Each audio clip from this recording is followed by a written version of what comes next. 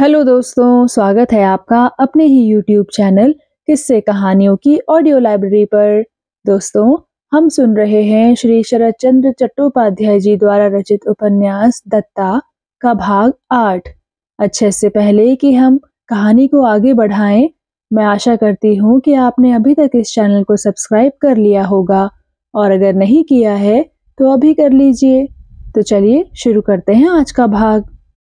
भोजन लगभग समाप्त हो आया। नरेंद्र ने कहा, इतने समय तक स्वयं भूखे रहकर सामने बैठकर मुझे खिलाने की तो कोई आवश्यकता नहीं थी। किसी देश में यह चलन नहीं है। विजया ने मुस्कुराकर उत्तर दिया। पिताजी कहते थे, उस देश का बड़ा दुर्भाग्य है जिस देश की नारियां स्वयं बिना खाए पुरुषों को नहीं खिला पाती और जहां उन्हें साथ बैठकर खाना पड़ता है। मेरा भी ठीक यही विचार है। नरेंद्र ने कहा, सो क्यों? दूसरे देश की बात ना हो, छोड़ ही दी जाए। लेकिन अपने देश में भी मैंने बहुतों के घर खाया है, उनमें भी यह प्रथा नहीं देखी। विजया ने कहा, विलायती चाल चलन जिन्होंने सीखा है उनके मकान में शायद ऐसा हो, लेकिन सबके यहाँ नहीं। आप स्वयं परदेश में बहुत दिन रहे हैं, इसी से आप भूल करते हैं। नहीं तो हम पुरुषों के सामने निकलती हैं, जरूरत पड़ने पर बातें भी करती हैं, फिर भी बिल्कुल मेम साहब नहीं बन गई हैं और उनकी चाल भी नहीं चलती हैं। नरेंद्र ने कहा, ना चलती हूँ, लेकिन चलना तो उचित है। जिसमें जो अच्छी बात है उससे ले लेनी चाहिए। विजया बोली, कौन सी अच्छी बात है? एक साथ बैठकर खाना? फिर उसने जरा सा हंसकर कहा, आप क्या जाने कि नारियों को खिलाने पर कितना जोर रहता है। मैं नारी जाति के अनेक अधिकार छोड़ने के लिए तैयार हूँ, लेकिन इसे नहीं। अरे, यह सारा दूध तो पड़ा ही रह गया। नहीं, सिर हिलाने से काम नहीं चलेगा। मैं कह देती हूँ, अभी आपका पेट नहीं भरा है। नरेंद्र हंस पड़ा, बोला, मेरा पेट भरा है या नहीं आप यह भी बता देंगी? यह तो अनोखी बात है। और उठ खड़ा हुआ। बात सुनकर विजया स्वयं भी हंस पड़ी, लेकिन उसके चेहरे से स्पष्ट था कि उतना सा दूध ना पीने के कारण वह प्रसन्न नहीं है। तीसरा पहर हो जाने पर विदा मांगते समय नरेंद्र ने सहसा कहा, एक बात से आज मैं बड़े आश्चर्य में पड़ गया हूँ। मुझे आपने धूप में जाने नहीं दिया, बिना खिलाए नहीं छोड़ा। जरा सा कम खाते देख आप दुखी हुई। यह सब किस प्रकार संभव हुआ? सुनकर आप दुखी ना हो। मैं व्यंग या उपहास के रूप में नहीं कह रहा, लेकिन मैं तब से केवल यही सोच रहा हूँ कि यह सब किस तरह संभव हुआ। विजया इस बात से छुटकारा पाने के लिए जल्दी से बोली, सभी घरों में ऐसा होता है, इस बात को जाने दीजिए। अब बर्मा कब जाना चाहते हैं? नरेंद्र ने उदास स्वर में कहा, परसों। लेकिन मैं तो आपके लिए एकदम पराया हूँ। मेरे दुख दर्द से आपका कुछ लाभ हानि नहीं है। तो भी आपका व्यवहार देखकर कोई भी बाहरी आदमी यह नहीं कह सकता कि मैं आपका अपना आदमी नहीं हूँ।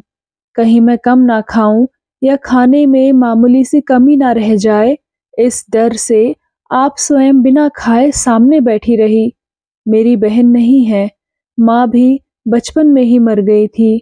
ठीक नहीं जानता कि वह जीवित होती तो ऐसी ही व्याकुल होती या नहीं, लेकिन आपकी चिंता सेवा देखकर मैं आश्चर्य में पड़ गया हूँ। वास्तव में यह सच नहीं हो सकता, मैं जानता हूँ, आप भी जानती हैं, बल्कि इसे सच कहना अपना मजाक उड़ाना होगा। झूठी कल्पना करने की इच्छा नहीं होती। विजया ने खिड़की के पार ताकते हुए कहा, सहृदयता नाम की एक वस्तु है, उसे क्या आपने और कहीं नहीं देखा? नरेंद्र बोला, सहृदयता? वही होगी शायद। कहकर सहसा उसके मुंह से लंबी सांस निकली।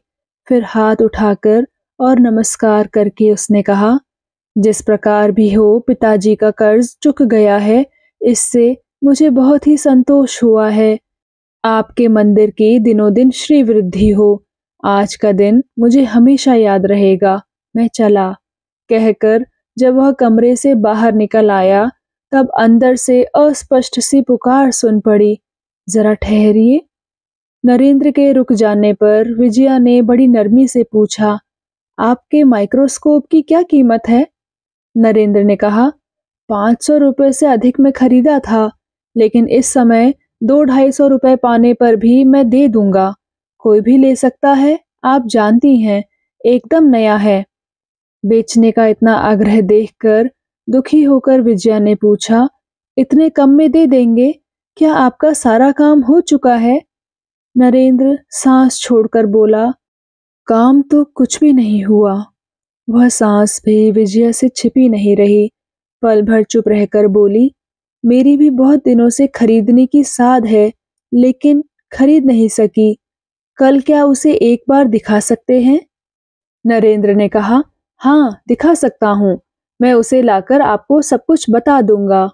फिर कुछ सोचकर बोला, जांच करने का समय जरूर नहीं है, लेकिन मैं ठीक कह रहा हूँ, आपको घाटा नहीं रहेगा। फिर थोड़ी देर मौन रहकर बोला, यह एक चीज है जिसका मूल्य रुपयों से नहीं आंका जा सकता। मेरे लिए और कोई उपाय ही नहीं है, नहीं तो अच्छा, कल दोपहर को ले आऊंगा। चले जाने पर वह जितनी देर तक दिखाई देता रहा, विजया एकटक देखती रही, फिर लौटकर कुर्सी पर बैठ गई। सूनी नजरों से बाहर के पेड़ पौधों की ओर देखते और मूर्ति के समान स्तब्ध बैठे हुए कैसे समय कट रहा है, इसका उसे ध्यान ही नहीं रहा। कब शाम बीत गई, कब नौकर दिया जला गया, उसे पता भी नहीं चला। अंत में उसकी चेतना लौटी अपनी आंखों के आंसुओं से। अनजाने में न जाने कब से बूंद बूंद गिरते गिरते उसकी छाती का कपड़ा तक भीग गया है। छी छी, नौकर चाकर आए गए हैं, शायद उन्होंने देख लिया हो, न जाने वे क्या सोचेंगे। रात को बिस्तर पर लेटकर खिड़की के पार अंधेरे में देखती रही। शून्य अंधकार की तरह अपना सारा भविष्य उसकी आंखों के आगे नाचने लगा। फिर वह कब सो गई, पता नहीं। जब आंख खुली तो प्रभात के स्निग्ध आलोक से कमरा भर गया था। उसे याद आया कि जो अनजानी पीड़ा उसकी नींद में भी विचरण करती फिरी थी, उसके साथ न जाने कैसे उस व्यक्ति का घनिष्ठ संबंध है। दिन चढ़ने लगा। फिर पूस के दोपहर का सूर्य एक ओर झुक गया। धूप के रूप में ढलने की सूचना पाकर विजया निराश हो उठी। कल जो आदमी बहुत दिनों के लिए देश छोड़कर जा रहा है, और अगर इतनी दूर न आ सके तो इसमें आश्चर्य की कोई बात नहीं। अगर वह अपना अंतिम सहारा किसी दूसरे को अधिक दामों में बेचकर चला गया तो उसे कौन दोष देगा। तभी परेश ने आकर कहा, माँ जी नीचे आओ, बाबू आए हैं। विजया का मुंह पीला पड़ गया। कौन बाबू रे? परेश बोला, कल जो आए थे, उनके साथ एक बड़ा भारी चमड़े का बक्स है माँ जी। विजया बोली, अच्छा तू बाबू को बैठने को कह, मैं आती हूँ। 2-3 मिनट के बाद विजया ने कमरे में पहुंचकर नमस्कार किया। आज उसकी वेशभूषा और माथे के रूखे बिखरे बालों में ऐसी एक विशेषता थी, उन्हें सलीके से संवारा था कि किसी की नजर से नहीं बच सकता था। कल के साथ आज के इस अंतर के कारण नरेंद्र के मुंह से बात नहीं निकल सकी।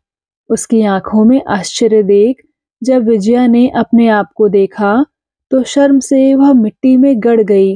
माइक्रोस्कोप का बैग अभी तक उसके हाथ में था। उसे मेज पर रखकर धीरे से बोला, नमस्कार, मैं जब विलायत में था तब मैंने चित्र बनाना भी सीखा था। आपको मैंने कई बार देखा है, लेकिन आज आपको देखकर निश्चय पूर्वक कह सकता हूँ कि कोई भी चित्रकार आपका चित्र बनाने का लोभ संवरण न कर सकेगा। वाह क्या सौंदर्य है। विजया समझ गई कि सौंदर्य की प्रशंसा में निष्कपट और स्वार्थहीन भावना ही है। फिर भी वह बुरी तरह लजा उठी। फिर गंभीर स्वर में बोली, मुझे इस प्रकार अपूर्व कहना क्या आपके लिए उचित है? फिर मैंने तो आपको आपसे कुछ खरीदने के लिए बुलाया था, चित्र बनवाने के लिए नहीं। उत्तर सुनकर नरेंद्र उदास हो गया। लज्जा से अत्यधिक कुंठित और संकुचित होकर क्षमा याचना करके बोला, मुझसे बहुत बड़ी भूल हो गई। मैंने कुछ भी सोचकर नहीं कहा और कभी मैं। उसके पछताने को देख विजया हंस पड़ी, बोली, कहाँ है, देखूं आपका यंत्र। नरेंद्र उठा, बोला, अभी लीजिए, दिखाता हूं, कहकर बक्सा खोलने लगा। कमरे में उजाला कम होता जा रहा था। विजया ने बगल के कमरे की ओर इशारा करके कहा, उस कमरे में भी उजाला है, चलिए वहां चलें। नरेंद्र बोला, अच्छी बात है, चलिए। उसने बक्स उठाया और गृह स्वामिनी के पीछे पीछे बगल वाले कमरे में आ गया। एक छोटी सी तिपाई पर यंत्र रखकर दोनों आमने सामने दो कुर्सियां लगाकर बैठ गए। नरेंद्र ने कहा, लीजिए अब देखिए, इस अणुवीक्षण यंत्र को जिन्होंने अपनी आंखों से नहीं देखा वे कल्पना भी नहीं कर सकते कि इस छोटी सी वस्तु के अंदर कितना बड़ा आश्चर्य देखा जा सकता है। विलायत में डॉक्टरी सीख चुकने के बाद उसकी ज्ञान पिपासा इसी जीवाणु तत्व की ओर बढ़ी थी। इसी से जिस प्रकार इस तत्व से उसका घनिष्ठ परिचय हो गया था, उसी प्रकार उसका संग्रह भी असंभव हो गया था। उस सब को भी वह अपने साथ ले आया था। उसने सोचा था, यह सब ना देने से केवल यंत्र लेकर क्या लाभ होगा। विजया को पहले तो कुछ भी दिखाई नहीं दिया, धुंधला और अस्पष्ट सा कुछ दिखाई दिया। नरेंद्र जितने ही आग्रह से पूछता, विजया को इतनी ही हंसी आती, क्योंकि ना तो उसका मन था और ना वह कोशिश कर रही थी। नरेंद्र उसे समझाने की कोशिश कर रहा था कि इस प्रकार देखना चाहिए, देखने में आसानी हो, इसलिए हर एक कलपुर्जे को घुमा फिराकर पूरी पूरी कोशिश कर रहा था। लेकिन देखे कौन, जो समझा रहा था उसकी आवाज से उसका हृदय डोल उठता था। लंबी सांसों से बिखरे बाल उड़ उड़कर सारे चेहरे पर बिखर गए थे। हाथ हाथों से टकराकर उसकी देह को रोमांचित किए दे रहे थे। भला यह देखने से उसे क्या सरोकार था कि जीवाणु की स्वच्छ देह के भीतर क्या है क्या नहीं, कौन मलेरिया से गांव उजड़ रहा है और कौन तपेदिक से घर सूने कर रहा है, इसकी जानकारी से भी उसको क्या लाभ। जान लेने पर भी क्या वह उनका निवारण कर सकेगी, वह तो डॉक्टर नहीं है। लगभग 10 मिनट तक माथापच्ची और बकझक करने के बाद नरेंद्र झल्लाकर उठ बैठा, बोला, यह आपका काम नहीं है, मैंने जीवन में ऐसी मोटी बुद्धि नहीं देखी। विजया किसी प्रकार हंसी दबाकर बोली, मोटी बुद्धि मेरी है या आप समझा नहीं पा रहे। अपनी कड़ी बात से मन ही मन लज्जित होकर नरेंद्र ने कहा, और कैसे समझाऊं, बताइए। वास्तव में आपकी बुद्धि मोटी नहीं है, लेकिन लगता है आप मन नहीं लगा रही। मैं तो बकवास करके मर रहा हूँ और आप झूठ मूठ आंख लगाए मुंह नीचा किए सिर्फ हंस रही हैं। विजया बोली, किसने कहा मैं हंसती हूँ? नरेंद्र ने कहा, मैं कहता हूँ। विजया बोली, आपकी भूल है। नरेंद्र ने कहा, मेरी भूल? अच्छा मान लिया, लेकिन यंत्र तो भूल नहीं है, फिर आप क्यों नहीं देख पाती? विजया बोली, इसलिए कि आपका यंत्र खराब है। नरेंद्र चकित होकर बोला, खराब है? आप नहीं जानती कि इस प्रकार शक्तिशाली माइक्रोस्कोप इस देश में अधिक लोगों के पास नहीं है, इसमें इतना साफ दिखता है। यह कहकर और फिर अपनी आंख से एक बार जांच लेने के लिए वह जैसे ही नीचे की ओर झुका, उसका सिर विजया के सिर से टकरा गया। ओह कहकर विजया सिर दबाकर हाथ से सहलाने लगी। नरेंद्र हड़बड़ाकर कुछ कहना ही चाहता था कि उसने खिलखिलाकर कहा, सिर टकरा देने से क्या होता है जानते हैं? सींग निकल आते हैं।